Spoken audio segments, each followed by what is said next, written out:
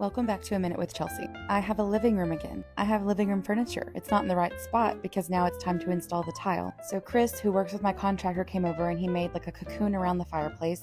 I fed little stinky baby Charlotte and then I went to Nald's and got myself a biscuit. When I got home, he was almost finished making the cocoon and the tile guy had arrived. This is what I mean by cocoon. It looks like where E.T. died.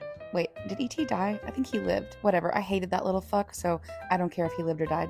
This is the view inside the cocoon because you can't get to it from the rest of the house because that's the point. It's to keep all the dust, everything contained over here by the fireplace. So he ripped off all the plywood around the fireplace and he ripped off all of the stone, all the tile. So now it's just an empty, weird box that makes fire.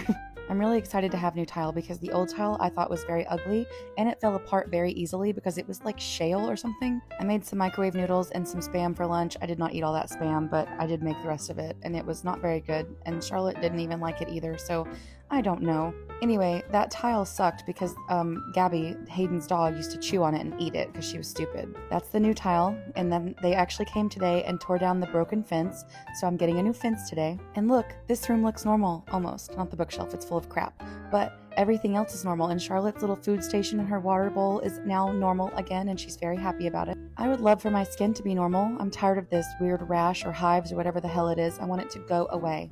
I stopped at Sonic and got a Cherry Coke Zero, and then I stopped to get gas because I was on my way to Little Rock to go to Club Pilates. We are currently having a costume contest for the instructors, and they all dress up. This is Leah. She's dressed up as Dorothy from Wizard of Oz with her little puppy.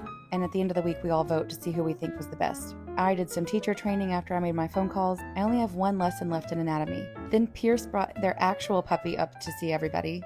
And then I took my favorite class of the week, which is my level 2 class. That looks so easy. That is so hard. It pushes you away from your center of gravity. It's so hard. I love roll-ups and roll-downs. They make me feel so good. And I love to articulate my spine because it feels amazing. And I love when we incorporate that in class. Like this, amazing. Also, this looks easy, but your core is working so hard to keep you stable. This is a one-legged glute bridge with a strap, and it is hard, and this is amazingly hard, but look, I got my leg off the ground.